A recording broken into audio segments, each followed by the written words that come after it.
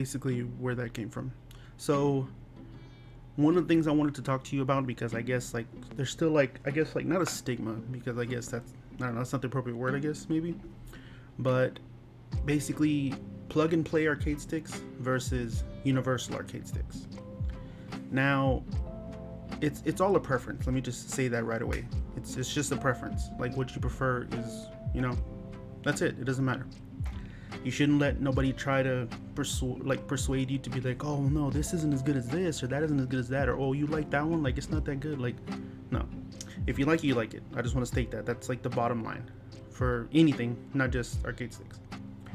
But so, in case some of you don't know what that means, a universal arcade stick means the arcade stick will work on like PC, PlayStation 4, Xbox One, Nintendo Switch, Xbox 360, PS3, you know, things like that. If it's a plug and play arcade stick, that means it usually works for PC automatically. Usually arcade sticks automatically work for PC right off the bat. But then after that, they only work with one other console. Like if you have a certain stick that's like, oh, it's plug and play, it'll be like PC and Xbox, or it'll be like PC and PlayStation. So that's the difference first off between universal and plug and play arcade sticks. Now I'm gonna show you an example real quick. So this right here, this is the GameSir arcade stick. I got this off Amazon, and the reason I wanted to buy it is because, I mean, it is a bit on the pricier side, I suppose, depending on, you know, like what you do. But this is a universal arcade stick. Sorry, I know I just said that. I'm trying to think of like where I'm going with this. But so this one's plug and this one's like I said, universal. So it's not plug and play. This one works for, you know, if I'm not mistaken, it's Switch, 360, PC, PlayStation 4, or Xbox One, maybe the 360. I'm not sure. I haven't tried it yet. But yeah, so the way it works is you would need another cord to plug into right here, and then that would go into the controller you're using. Like if you're using a PS4 controller, it would have to connect into it like a charger, and then go into here in order for the PlayStation to recognize it. Same thing with Xbox. The cord would have to go into here. That would have to go. The end of the cord would have to go into the controller for the Xbox One. Same thing with the. I don't know how it works with Switch. I think with Switch it might just go into it, but I'm not sure. I don't really use them for that. But anyways, so the reason I'm saying that it's all about preference is because a lot of people that I've seen online do not like this arcade stick. A lot of people don't like universal arcade sticks for the most part, from what I've seen.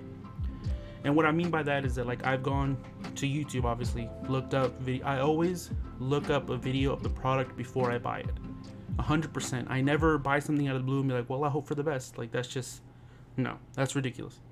You always do your research before you do anything. Always. 100%. So the reason I got this arcade stick and I didn't mind getting it is because it had good reviews. There was only about one or two people that were like, oh, it didn't work for my Xbox and it didn't work for my PlayStation. I like had to restart my system in order to get it to work. Things like that. And there's even like a couple of videos on YouTube that was like, I think like one or two that was like, oh, this universal arcade stick is bad. It costs a lot of money for what it is.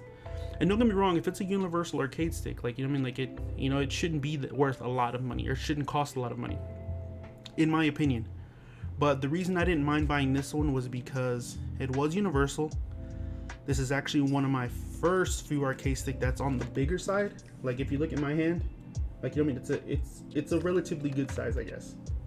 And I had never had an arcade stick that was that big. Like all the ones I had before that was like, I think it was the PXN. It's like a real, like literally the size of my hand, like holding it, and like the size going this way, like pinky to thumb.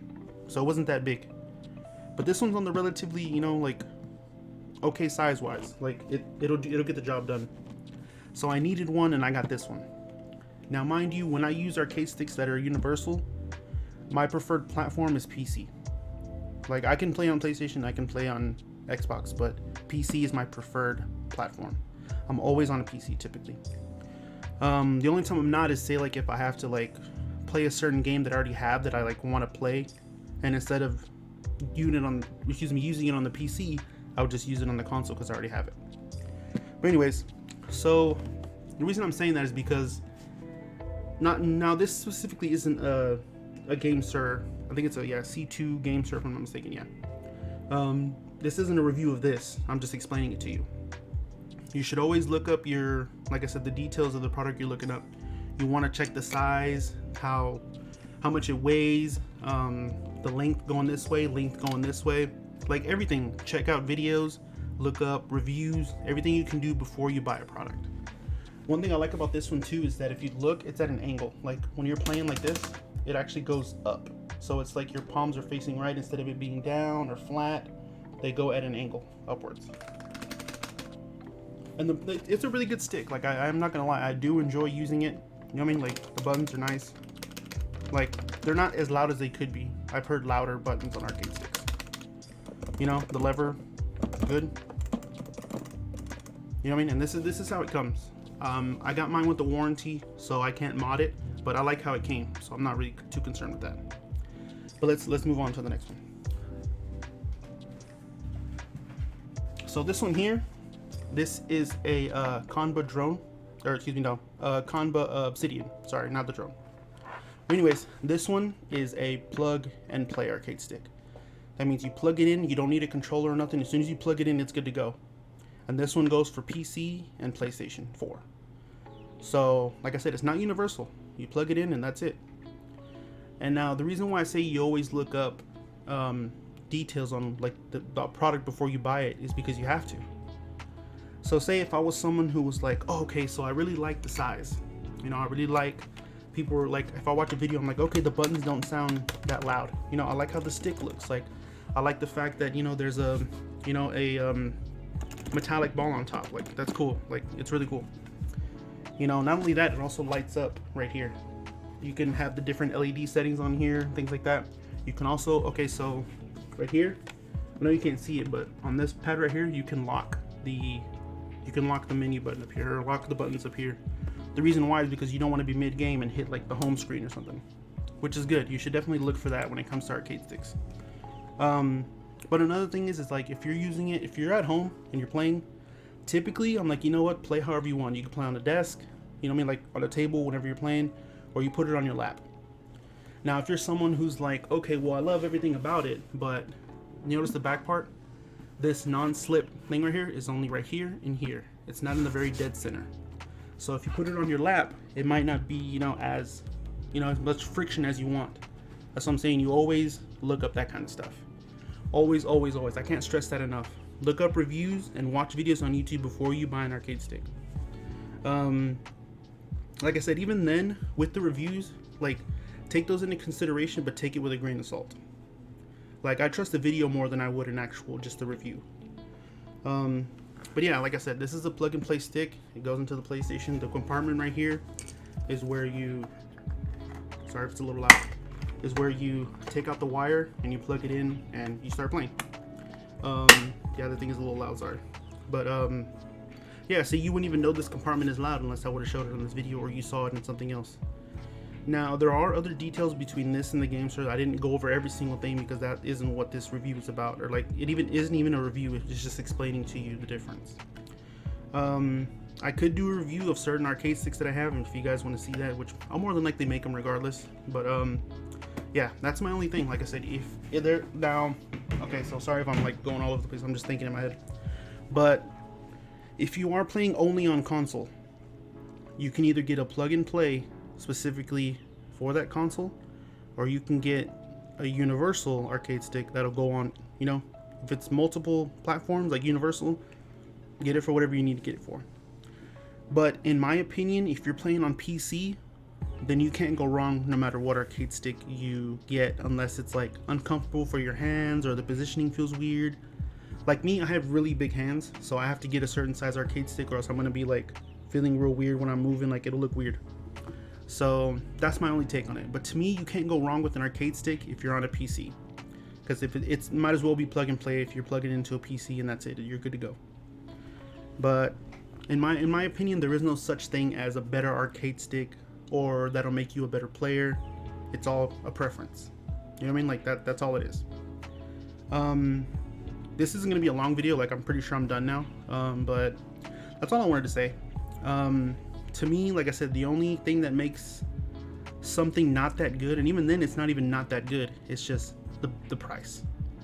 If a price is too high for, say, a universal arcade stick, then it makes sense. To me, typically when you're buying a plug and play arcade stick that's high priced, it's usually for like competitive play. Like, okay, well, very rarely, in my opinion, like from what I've seen, there isn't really competitive play that plays on Xbox. It's always like PlayStation 4 or PC. So to be honest, on the safer side, if you just get a plug and play for a PlayStation 4, then you'll be fine, because it'll go PC, PlayStation 4, so you can't go wrong. And if you're someone who, like I said, just wants to try arcade sticks, then just get a simple like entry level one. Like get something real cheap, like $80 and below on Amazon.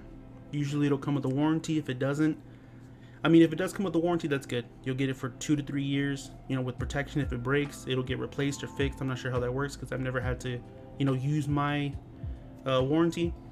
But if it doesn't come with a warranty on it, you can mod it. You can mod the hell out of it. Usually it'll come with a 30-day warranty. Like for buying it, oh, something's wrong with it, send it back, well, whatever. But if it doesn't, mod the hell out of that thing. Put what kind of gate you want on there, put what kind of stick you want on there, what kind of buttons, blah blah blah, anything you want. So that's just my opinion. Like I said, there's no such thing as a bad stick unless it comes to the price, and even then the price doesn't make it bad. If it's within your budget, that's what matters. Obviously, if you're a competitive player, you want the best arcade stick out there, which does come kind of pricey. In my opinion, it's like $200 and up for a like really good arcade stick. But that's basically it. Like I said, I just wanted to make sure to kind of put that out there for people who weren't sure about, you know, things like that, because I see a lot of videos and typically a lot of them are just like, oh, well, this stick is good, this stick is bad, done. Like they'll go in detail about it, but like I said, even then it's all, you know, like it's all opinion. It's all about what you want. You know what I mean? Obviously, if I buy a universal arcade stick and I have a PC, like it'll be fine. But if I don't have a PC and just a system, just one system, and getting a universal arcade stick, it's not going to be worth it in my opinion. Like I'd rather get a plug and play for that specific system and done. That's it.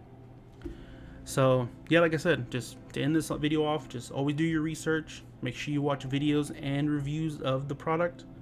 And like I said, if it's pricey, if it's on the pricier side, be sure it's like you really think about it and it's for you specific. Like you're 100% like, yes, I definitely want it. Because like I said, you definitely want to, if it's on the pricier side, you want to make sure you do it right instead of just being like on a whim, like sure, why not, let's just get it. Like, you know what I mean? Save your money for more important things. Buy a good value stick if you're just trying to jump into the deep end. If, like I said, if you don't even know if you want to play on stick but you want to try it out, definitely get you something that's more entry level, like 80 and below.